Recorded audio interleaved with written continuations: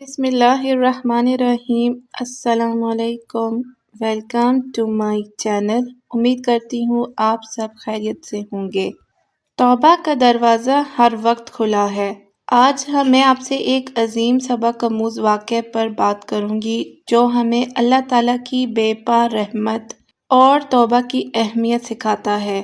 یہ ایک ایسے شخص کی کہانی ہے جس نے 99 قتل کیے تھے، مگر جب وہ اللہ تعالیٰ کی طرف پلٹا تو اللہ تعالیٰ نے نہ صرف اس کی توبہ قبول کی بلکہ اسے بخشش کی نوید بھی دے دی۔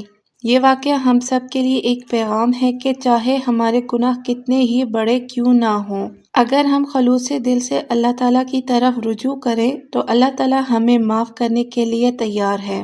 یہ واقعہ ہمیں صحیح بخاری اور صحیح مسلم کی احادیث میں ملتا ہے۔ ایک شخص تھا جس نے 99 قتل کیے تھے۔ جب اس کے دل میں یہ خیال آیا کہ کیا میری بخشش ہو سکتی ہے، کیا مجھے اللہ تعالیٰ معاف کرے گا، تو وہ ایک عبادت گزار شخص کے پاس گیا۔ اس نے اس عبادت گزار سے پوچھا، میں نے 99 قتل کیے ہیں، کیا میرے لیے توبہ کی کوئی گنجائش ہے؟ وہ عبادت گزار جو علم نہیں رکھتا تھا، اس نے جواب دیا، نہیں، تمہارے لیے کوئی توبہ نہیں۔ یہ سن کر اس قاتل نے اس عابد کو بھی قتل کر دیا اور 100 قتل مکمل کر دیے۔ پھر اس کے دل میں پھر سے ندامت پیدا ہوئی اور اس نے سوچا کہ شاید کوئی ایسا ہو جو مجھے صحیح جواب دے سکے۔ چنانچہ وہ ایک سچے عالم کے پاس گیا اور وہی سوال کیا، میں نے 100 قتل کیے ہیں، کیا میرے لیے توبہ کی کوئی گنجائش ہے؟ یہ عالم واقعی علم والا اور فہم رکھنے والا تھا۔ اس نے جواب دیا، ہاں، تمہارے لیے توبہ کا دروازہ کھلا ہے، لیکن تمہیں ایک کام کرنا ہوگا، تم اس بستی کو چھوڑ دو جہاں گناہ عام ہیں اور ایک ایسی بستی میں چلے جاؤ جہاں نیک لوگ بستے ہیں۔ وہاں جا کر اللہ تعالیٰ کی عبادت کرو کیونکہ اچھے لوگوں کی صحبت تمہیں بدل دے گی۔ یہ سن کر وہ شخص سچے دل سے توبہ کے ارادے سے نکل کھڑا ہوا۔ ابھی وہ نیک بستی کی طرف سفر کر رہا تھا کہ راستے میں اس کی موت آ گئی۔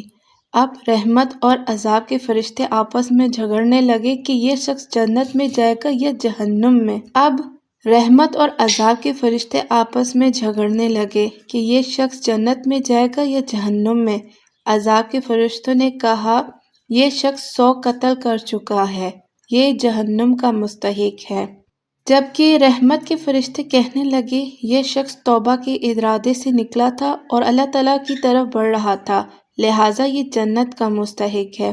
اللہ تعالیٰ نے زمین کو حکم دیا کہ نیک بستی کی طرف کا فاصلہ کم کر دیا جائے اور پھر فرشتوں کو حکم دیا کہ دیکھو یہ شخص کس بستی کے قریب ہے۔ جب ناپا گیا تو یہ نیک بستی کے قریب تھا، چنانچہ اللہ تعالیٰ نے اسے معاف کر دیا اور جنت میں داخل کر دیا۔ تو اللہ تعالیٰ کی رحمت بے حد وسیع ہے، چاہے انسان کتنا ہی بڑا گناہ کر لے، سچی توبہ کے دروازے ہمیشہ کھلے ہیں۔ عالم والے عالم کے پاس جانا چاہیے کیونکہ بغیر علم کے دی گئی رہنمائی غلط ہو سکتی ہے۔ بری صحبت چھوڑ کر نیک لوگوں کی صحبت اختیار کرنی چاہیے کیونکہ صحبت کا اثر انسان کی زندگی پر ہوتا ہے۔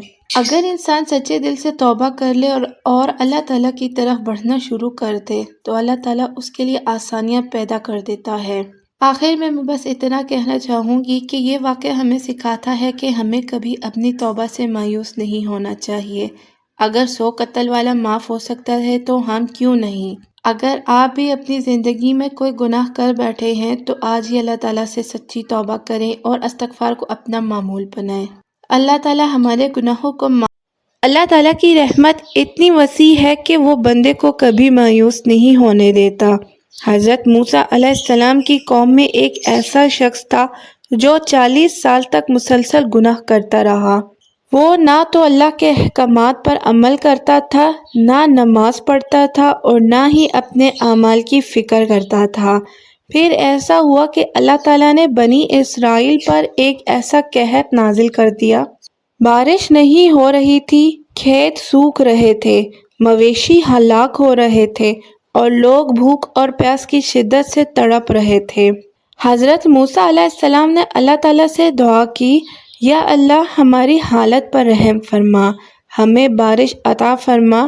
اللہ تعالیٰ نے حضرت موسیٰ علیہ السلام کی طرف وحی نازل فرمائی، اے موسیٰ، تمہاری قوم میں ایک شخص ایسا ہے جو 40 سال سے مسلسل نافرمانی کر رہا ہے، جب تک وہ اپنی قوم سے باہر نہیں نکلے گا میں بارش نہیں کروں گا۔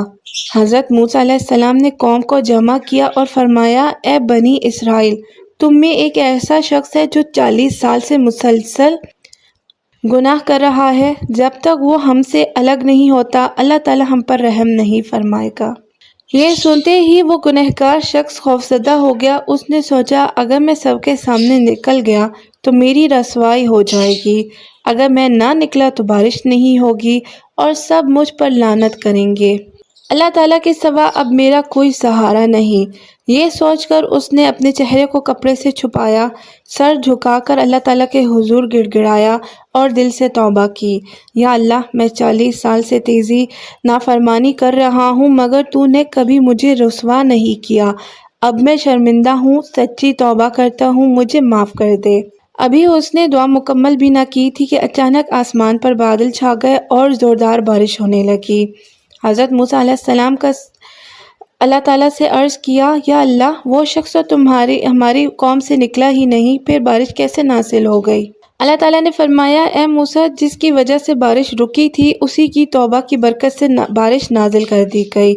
حضرت موسیٰ علیہ السلام نے کہا، یا اللہ، مجھے وہ شخص دکھا دے تاکہ میں اسے دیکھ سکوں۔ اللہ تعالیٰ نے فرمایا، اے موسیٰ، جب وہ 40 سال تک گناہ کرتا رہا تب بھی میں نے اس کی پردہ پوشی کی، اب جب کہ وہ مجھ سے لوٹ آیا ہے میں اسے کیسے ظاہر کر دوں؟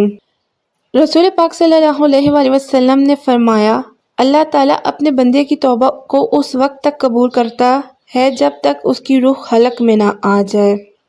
اللہ تعالیٰ نے قرآن میں فرمایا، سورہ انفال کی آیت 33، جس کا ترجمہ ہے، اللہ تعالیٰ ایسا نہیں کہ وہ انہیں عذاب دے جبکہ وہ استغفار کر رہے ہوں۔ ایک جگہ رسول پاک صلی اللہ علیہ وآلہ وسلم نے فرمایا، صحیح مسلم، جو شخص اپنے کسی مسلمان بھائی کا عیب چھپاتا ہے اللہ تعالیٰ قیامت کے دن اس کے عیبوں کو چھپا دے گا۔ آخر میں اتنا کہنا چاہوں گی کہ اللہ تعالیٰ کی رحمت کسی کی گناہوں کی مقدار پر منحصر نہیں بلکہ سچی توبہ پر ہے۔ جب بندہ اللہ تعالیٰ کی طرف پلٹتا ہے تو اللہ تعالیٰ فوراً اس پر اپنی رحمت نازل کر دیتا ہے۔ اللہ تعالیٰ اپنے بندوں کی پردہ پوشی کرتا ہے اور اگر ہم سچی توبہ کریں تو وہ ہمارے گناہ دوسروں پر ظاہر نہیں ہونے دیتا۔ توبہ میں دیر نہ کرے کیونکہ ہم نہیں جانتے کہ موت کب آ جائے۔ اللہ تعالیٰ کے دروازے ہمیشہ کھلے ہیں۔ اگر آپ نے بھی کبھی کوئی گناہ کیا ہے تو مایوس نہ ہو، آج ہی اللہ تعالیٰ سے سچے دل سے معافی مانگے کیونکہ اللہ تعالیٰ بخشنے والا، مہربان اور رحیم ہے۔ اگر آپ بھی اللہ تعالیٰ کی رحمت چاہتے ہیں تو ابھی سے استغفار کو اپنی زندگی کا معمول بنائیں اور اپنی توبہ کا آغاز کرائیں۔